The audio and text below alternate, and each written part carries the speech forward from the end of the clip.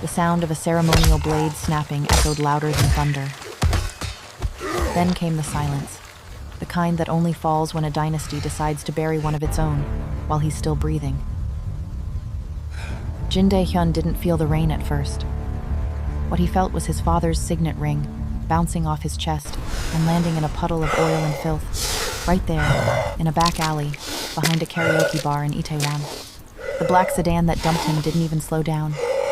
No final look. No hesitation. Just taillights bleeding red through the downpour, like the last heartbeat of a life that was already over. He tried to stand. His legs buckled. His charcoal suit, hand-stitched, worth more than most people's rent for a year, was torn at the shoulder and soaked through with rainwater and something darker. His white dress shirt hung open at the collar, smeared with grime from the alley floor, but it was his face that told the real story. A jagged wound, fresh and deliberate, carved from his left cheekbone down to his jaw. Not a wound from a fight, a wound from a ceremony. His own father had marked him the way butchers mark meat that's unfit to sell. 24 hours ago, Jin Dae-Hyun controlled 14 blocks of Seoul's underworld. Generals bowed when he entered a room. His voice could end a man's career, or his breathing, with a single phone call. Now he sat slumped against a damp brick wall between a dumpster and a stack of crushed cardboard boxes. His broad shoulders curled inward like a man trying to hold his own skeleton together. His intense eyes, once the thing that made grown men look away now, just stared at the wet concrete, seeing nothing. The accusation was betrayal. A leaked shipment route, $3 million in product, intercepted at the port. And every shred of evidence pointed to him perfectly, surgically, impossibly. He'd been framed. He knew it. His father knew it too. That was the part that turned his blood to ice. His father didn't care about the truth. His father cared about the test. And Dae-Hyun had failed it not because he was guilty, but because he wasn't ruthless enough to destroy the people who set him up before the accusation even landed. So the old man made his decree. Not a son, not an heir, a fallen legend, trash to be discarded in the rain and forgotten by morning. His phone once flooded with messages from lieutenants, associates, and women who loved the shadow of power more than the man who carried it, sat dead in his pocket. No one called. No one texted. Loyalty in the syndicate wasn't a principle, it was a lease, and the landlord had just changed the locks. The neon signs above him hummed and flickered, reds, blues, purples, painting the wet alley in colors that made everything look like a crime scene. Korean characters glowed from restaurant signs and bar fronts, advertising warmth and laughter to people who still belonged to the world. Dae-Hyun didn't belong anymore. He was a ghost sitting in a puddle, wondering which would come first, the cold, killing him, or his father's scavengers, finishing the job. He thought about crawling, about dragging himself to the street and hailing a cab. But a cab to where? Every safe house was compromised. Every ally was a potential executioner. The empire he'd spent his life building had become a mausoleum, and he was locked inside with the corpses. That's when he heard the footsteps, not the heavy, deliberate boots of his father's men. Something lighter, quicker. The sound of someone who knew these alleys, the way he once knew boardrooms and back-channel deals. She appeared from the shadows, like the city itself, had sent her a young black woman in an oversized, olive-drab field jacket that swallowed her frame, the kind of military surplus coat that people wear when they can't afford to care about fashion. Her jeans were faded, her sneakers worn almost smooth at the soles, and her natural curls were damp and pressed close to her forehead from the rain. Under the neon glow, her deep brown skin caught the light in a way that made the alley feel less like a grave. She crouched down 3 feet from him, steady and unhurried, the way you approach a wounded animal that might still bite. Most people would have crossed the street. A scarred Korean man in a ruined designer suit, bleeding in a back alley at 2 a.m. That's not a rescue opportunity. That's a warning sign. But Jennifer Gary had been living on the margins of this city long enough to know the difference between a man who was dangerous and a man who had been destroyed by dangerous people. She didn't flinch at the scar, didn't gasp, didn't look away. She just extended her hand, palm open, steady as stone, and looked him dead in the eyes with an expression that carried no pity, no fear, and no transaction. Just a quiet, stubborn sincerity that said, "I see you, and I'm not leaving." Dae-Hyun stared at that hand. In his world, an open hand was a trick. It meant a contract, a demand, a debt. Nobody reached for you unless they wanted something. But this woman, this stranger, kneeling in the rain beside a dumpster, with nothing to her name but a jacket, 2 sizes too big, and a pair of sneakers held together by habit. She was offering the one thing his father's empire had never traded in. Something real. He didn't take her hand. His pride wouldn't let him. That same destructive, bone-deep pride that made him believe he was nothing without a throne and a title, and an army of men who feared his last name. He pulled away, dragged himself upright using the brick wall, and limped into the dark without a word. The kind of silence that isn't a rejection so much as a man too broken to accept what he doesn't believe he deserves. Jennifer watched him go. She didn't chase him. She didn't call out. She just stayed crouched in that alley for a long time after the sound of his uneven footsteps faded, her hand still open, rain pooling in her palm like a promise she'd made to no one but herself. She'd remember his face. She'd remember the scar. And somewhere in the back of her mind, a quiet decision settled into place, the kind that doesn't announce itself but never leaves. If I see him again, I'm not letting him disappear. What neither of them knew yet was that his father's scavengers were already moving through the district, asking questions at every street corner, checking every alley and every shelter. The exile wasn't meant to be a punishment. It was meant to be a burial. And the old man didn't leave loose ends, breathing. The rain kept falling. The neon kept flickering. And somewhere in the dark, a scarred king stumbled alone through a city that wanted him to disappear, while a nameless orphan folded her open hand, closed, and walked the other way, carrying the weight of a kindness that had been refused but not forgotten. Hello, beautiful people. Subscribe to see how this unfolds, and comment where you're watching from. I would love to say hello to you, just to know how far our story is going. By the third morning, Jin Dae-Hyun discovered something that would have been funny if it wasn't so cruel. His scars made him 2 things at once, invisible and unmistakable. To the ordinary citizens of Seoul, he was a ghost. People on the subway platform shifted away without looking at him directly, the way crowds part around a stray dog that might be rabid. Shop owners watched him through their windows, but never opened their doors. A woman at a convenience store placed his change on the counter instead of his palm, as if the wound on his face might be contagious. He had become the kind of man the city steps over on the sidewalk and forgets before the next traffic light. But to the people who mattered, the ones with eyes trained to read scars like signatures, he was a billboard. The wound his father had carved wasn't random. It followed the old line, the ceremonial cut that the Seoul Syndicate reserved for traitors and disowned blood. Anyone connected to that world would recognize it on sight. It was a mark that said, "This man has been erased. He is no longer protected. Whatever you do to him, no one will come looking." Dae-Hyun learned this the hard way on his second night, when 2 men in leather jackets followed him for 6 blocks through Jongno before he ducked into a construction site and waited in the dark for an hour. Listening to their footsteps circle the perimeter like wolves testing a fence. They weren't his father's men. That was worse. They were freelancers, opportunists, street-level predators who had heard the whisper that the heir to the Jin Syndicate was walking around unmarked territory with no protection and a face that said, "Come and get me."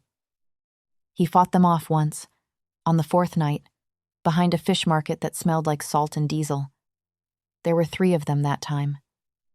He broke one man's wrist and slammed another into a metal shutter, hard enough to dent it, but the third caught him across the ribs with a pipe. And he spent the rest of the night sitting against a loading dock, breathing in shallow pulls and wondering how many more nights like this his body could survive. The answer, he knew, was not many. His charcoal suit, once a symbol of a man who could buy the building you lived in and evict you before lunch, had become a rotting uniform. The left shoulder seam had torn completely. The white dress shirt underneath was gray now, stiff with dried rain and alley grime, and the brownish smear of blood from wounds he'd stopped bothering to clean. He still wore it, though, not out of vanity, out of something worse, a refusal to accept that the man who once wore this suit was dead. As long as the fabric held together, some part of Jin Dae-Hyun's old identity held together too. It was pathetic logic. He knew that. But pathetic logic is the only kind available when you're sleeping behind dumpsters in a city that used to bow when you entered a room. It was on the 5th night, the worst one yet, when the rain returned. Not a drizzle, a punishment, the kind of soul downpour that turns alleys into rivers and makes the neon signs bleed their colors across every wet surface until the whole city looks like it's melting. Dae-Hyun had wedged himself between a brick wall and a stack of crushed shipping boxes behind a row of restaurants in Itaewon. His knees pulled to his chest, his arms wrapped around his ribs, where the pipe bruise was now a deep violet bloom, spreading under his skin. He was shivering, not the subtle, controllable kind. The kind that comes from somewhere past cold, past exhaustion, from a place in the body that has started to calculate whether it's worth continuing to keep the engine running. He heard her before he saw her. A voice, not loud but clear, cutting through the rain like it had no interest in competing with the weather. "You're going to die out here if you keep sitting like that." Jennifer Gary stood at the mouth of the alley, holding a black plastic bag in one hand and a bottle of water in the other. The oversized olive field jacket hung past her hips, its collar turned up against the rain but doing a poor job of it.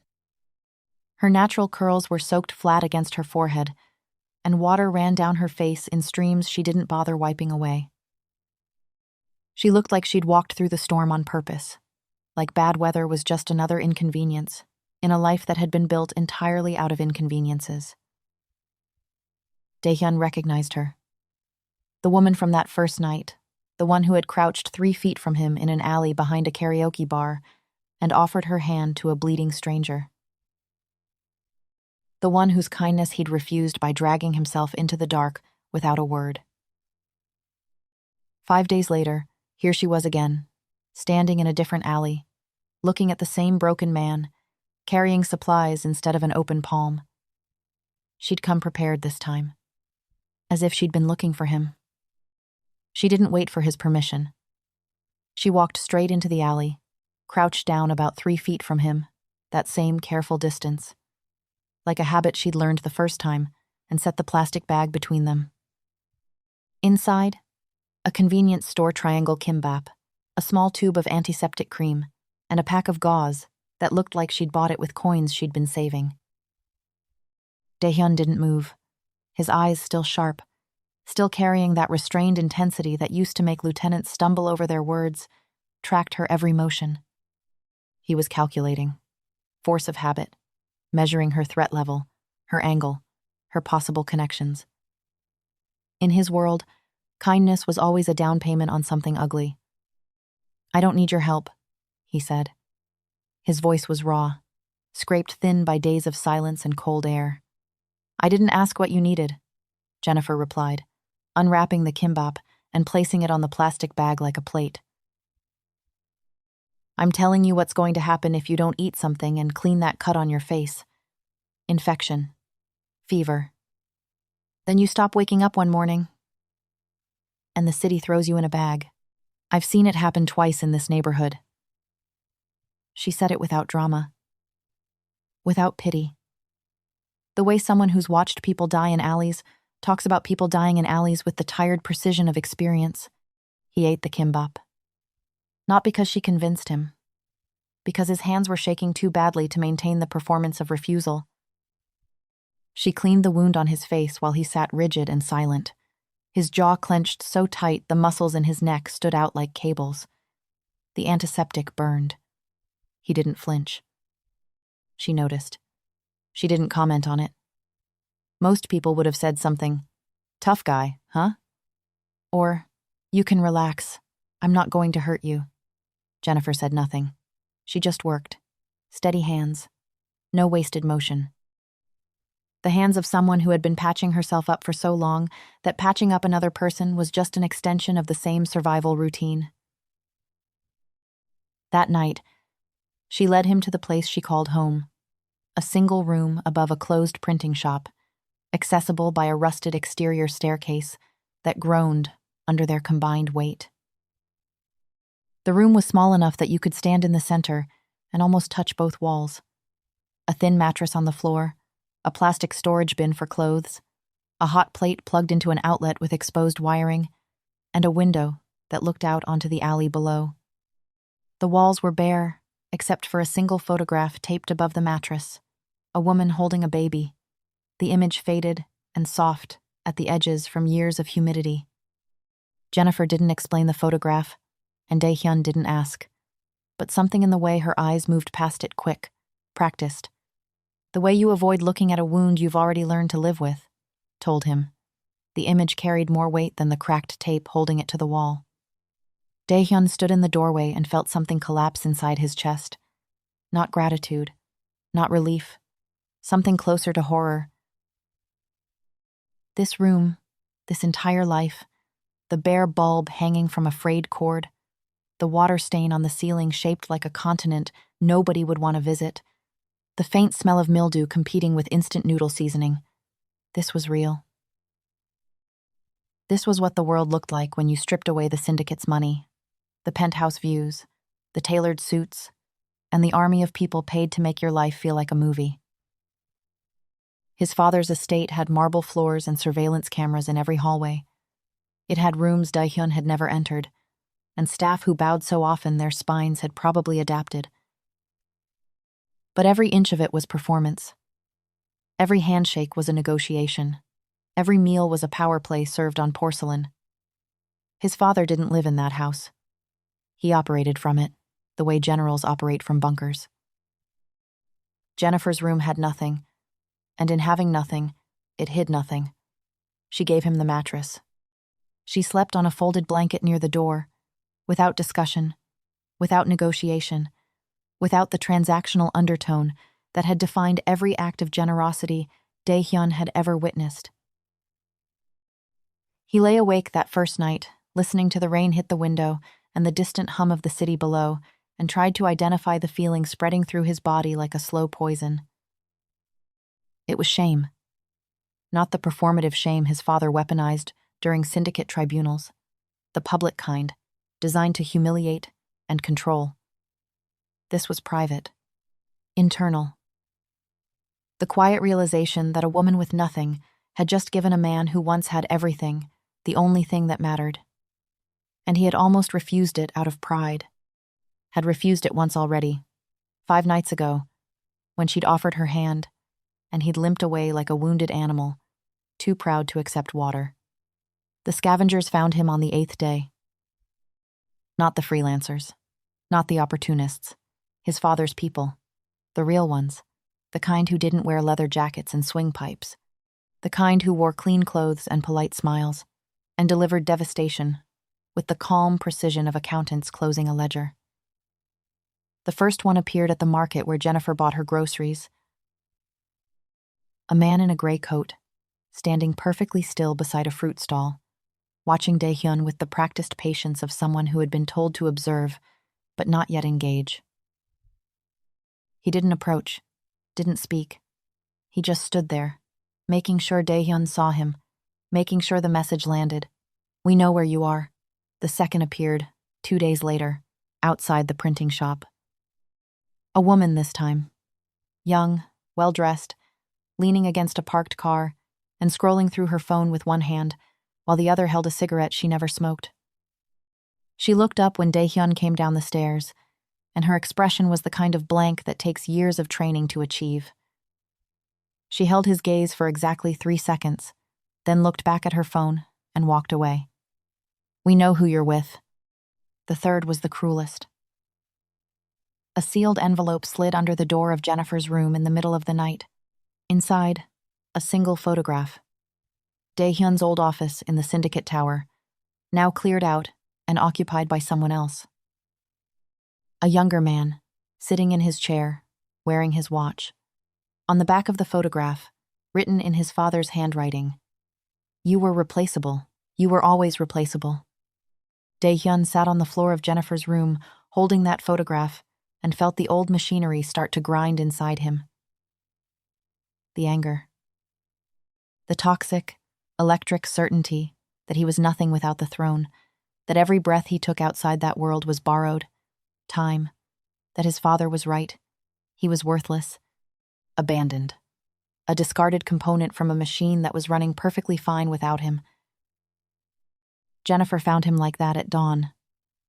Sitting on the floor, the photograph crumpled in his fist, his eyes dry, but carrying a vacancy that scared her more than any wound.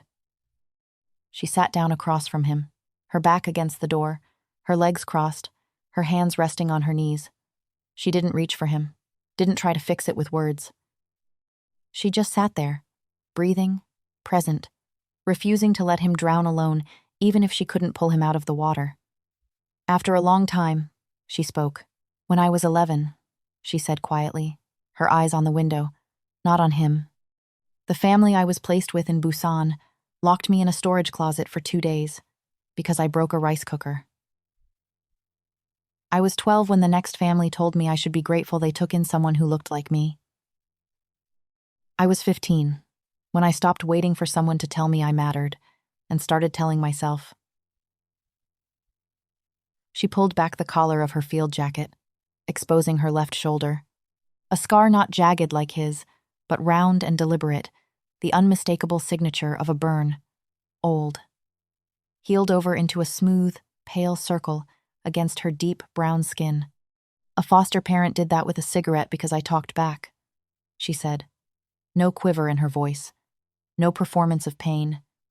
Just facts, delivered the way you read dates off a calendar. I used to think it was proof that I was nothing, that the world was telling me, over and over, through every hand that hit me and every door that closed in my face, that I didn't deserve softness. She looked at him now, direct, unflinching, the same steady gaze she'd given him in the alley that first night, and again on the 5th night, when she'd come back with supplies, and a refusal to let him die on principle. "But here's what I figured out, Dae-Hyun. Dignity isn't about what's being done to your body. It isn't about what someone carves into your face or burns into your skin. Dignity is the thing they can't cut out of you, no matter how sharp the blade is. It's the part of you that decides, even when you're locked in a closet at 11 years old, that you're going to walk out of that door and keep breathing." She nodded toward the crumpled photograph in his fist. "That piece of paper is your father's closet. He's trying to lock you inside it.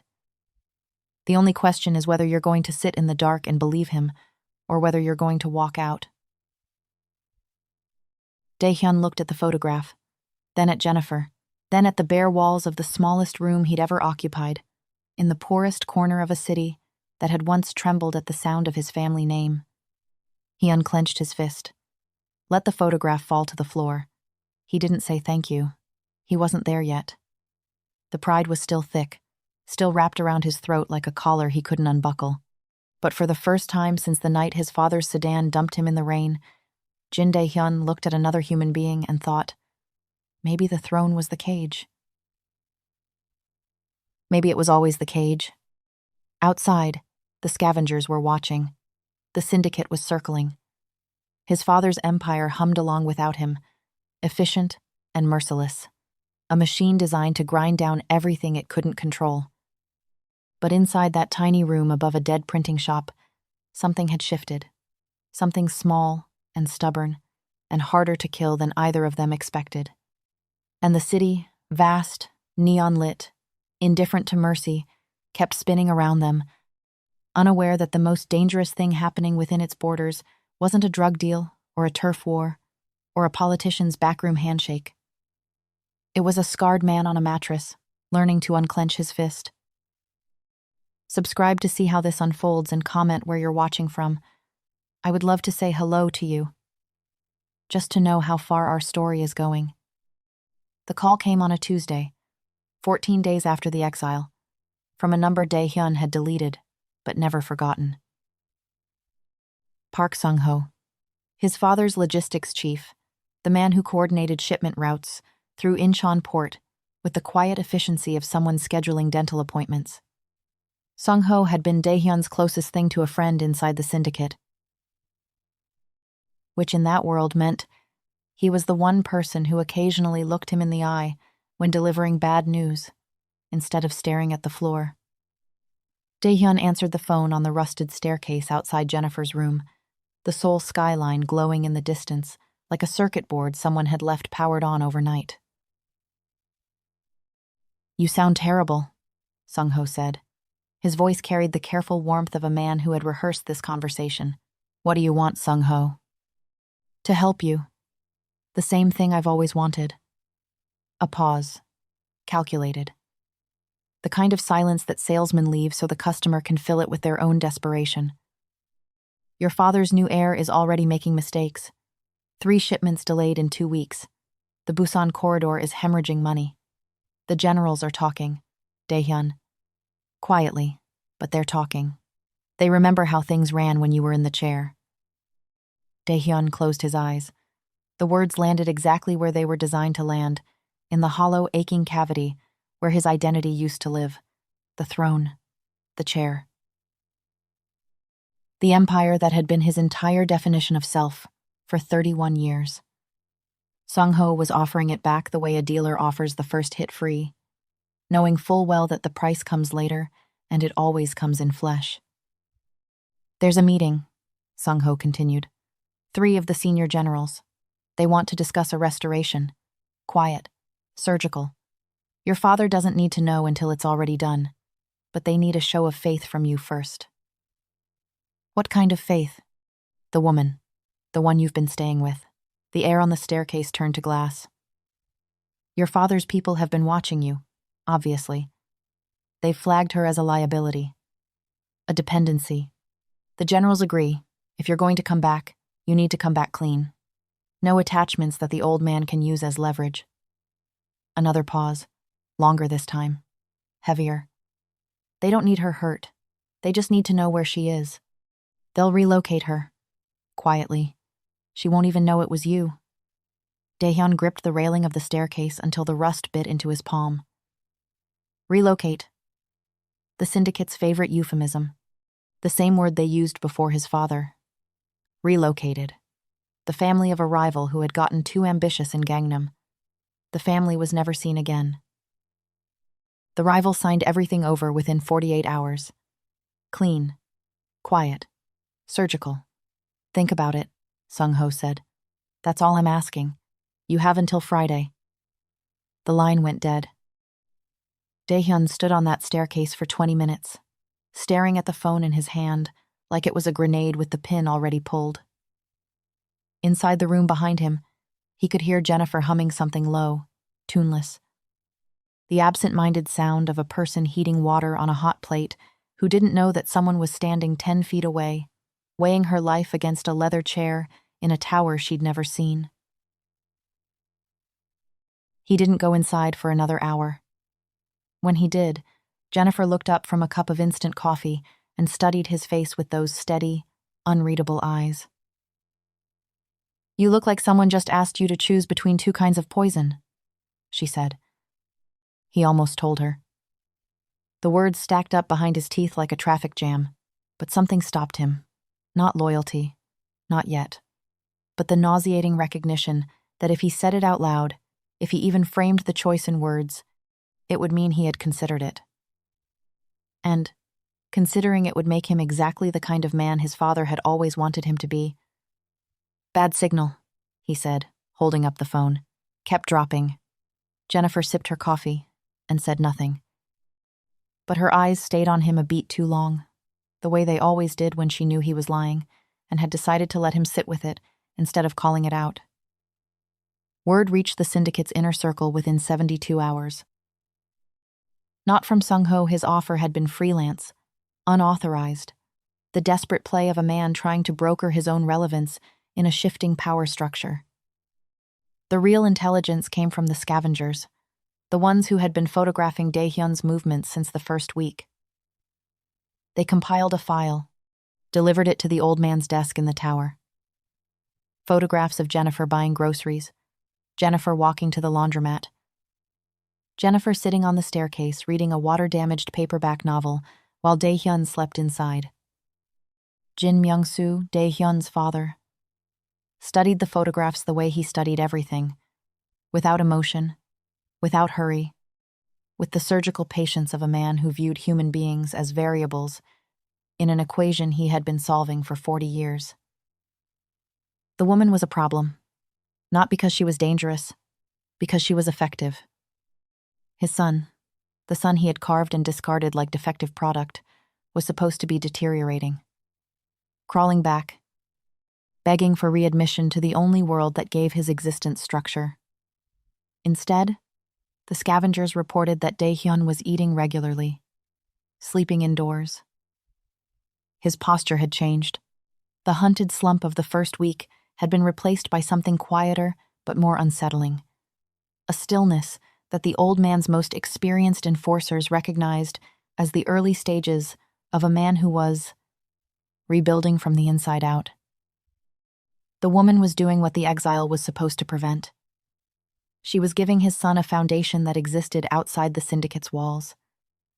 And a man with an external foundation is a man who cannot be controlled by threatening to take away the internal one.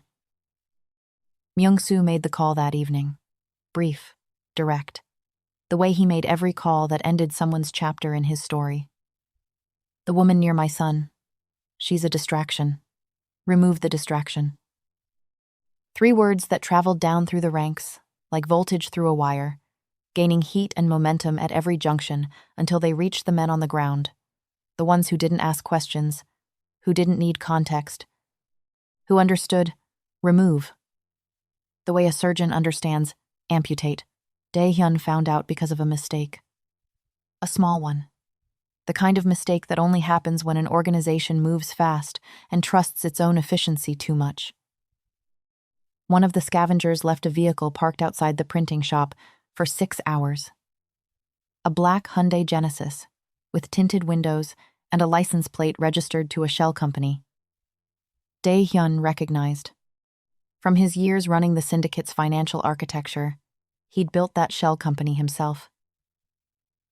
He knew every vehicle it owned. He didn't panic. The old Dae-Hyun, the heir, the prince, the man who solved problems by making phone calls would have panicked, would have called in favors, would have tried to negotiate, to leverage, to play the game the way the game had always been played. Instead, he sat down across from Jennifer in that small room and told her everything. The exile, the framing, his father's test, Sung-ho's offer, the phone call he didn't make. The black car downstairs, that meant someone in his father's chain of command had decided she was a variable that needed to be subtracted from the equation. Jennifer listened the way she always listened, completely, without interruption, her hands still, her eyes on his. When he finished, she was quiet for a long time. The hot plate ticked as it cooled. Rain started again outside, tapping the window like impatient fingers. "So your father wants me gone," she said. Not a question, a confirmation. "Yes, and the man on the phone wanted you to hand me over." "Yes, and you didn't." He met her eyes. "No," she nodded. Slow, processing. Then, "So what are you going to do?" It was the question that had been building inside him for 2 weeks, stacking pressure like water behind a dam.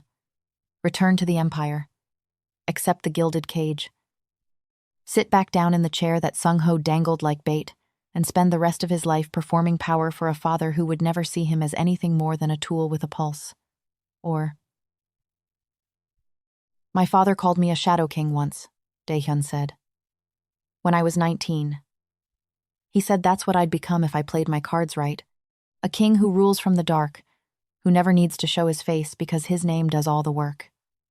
He looked at his hands, scarred, bruised, the nails cracked and dirty. Hands that used to sign contracts worth millions. Hands that now couldn't afford a cup of coffee without borrowing coins from a woman who had nothing. "I don't want to be a shadow king," he said. "I don't want to be any kind of king. I want to be the man who sat in this room and chose not to hand you over. That's all. That's the only title I need." Jennifer looked at him for a long moment. Then she reached across the space between them and placed her hand on top of his, the same hand she'd extended in that alley on the first night. Steady and open, and asking for nothing in return. "Then we need to move," she said. "Tonight." They didn't run. Running implied fear. And what Dae-Hyun did over the next 48 hours was closer to demolition. He knew the syndicate, the way an architect knows a building, every load-bearing wall, every structural weakness, every hidden corridor that the blueprints don't show. For 15 years, he'd helped design the financial scaffolding that kept his father's empire standing. The shell companies, the offshore accounts, the layered networks of legitimate businesses that laundered money through restaurant chains and real estate holdings and import licenses. He knew which ledgers were real and which were performance. He knew which government officials were on payroll and which ones were too expensive to buy and had to be blackmailed instead. He compiled everything, not on a computer. The syndicate monitored every digital channel, but on paper, by hand. 47 pages of names, account numbers, routing codes, and transaction records, written in a shorthand only he could decode. Organized with the meticulous precision of a man who had spent his entire adult life turning chaos into systems. Then he made 3 copies. One went to a journalist at a Seoul newspaper who had been chasing the Jin syndicate for 6 years and had never gotten closer than circumstantial evidence. Dae-Hyun left it in a sealed envelope at her office reception desk with a note that read, "Everything you need. Don't contact me." The second went to the National Police Agency's Organized Crime Division, delivered through a dead drop at a bus station locker. Old school, untraceable. The kind of tradecraft Dae-Hyun's father had taught him when he was 17, never imagining it would be used against his own house. The third he kept, insurance. Because a man who dismantles an empire should always keep a copy of the demolition plans. The confrontation came on a Thursday night, at the rain-drenched shipping terminal, on the edge of Incheon Port, where the syndicate had conducted its most sensitive business for 2 decades. Dae-Hyun went alone. Not because he was brave, because bringing Jennifer would have given his father the one weapon that still had the power to break him. Myung-soo was waiting with 4 men, and the new heir, a younger cousin named Tae-jun, who wore Dae-Hyun's old watch and sat in Dae-Hyun's old chair, but carried none of the weight that came with either. The old man stood under an industrial flood lamp, his silver hair immaculate, his posture presidential, his face betraying nothing except the faint, practiced disappointment he wore like cologne. "You came back," Myung-soo said. "I knew you would. Not the way you think. Every way is the way I think. You're my son. I designed you." Dae-Hyun stepped into the circle of light. The scar on his face caught the flood lamp and threw a shadow across his jaw that made him look like something carved from the city itself. Hard, weathered, no longer polished, but no longer pretending. "You framed me," Dae-Hyun said. "The shipment leak, the evidence, the tribunal. You built the whole thing, not to punish me.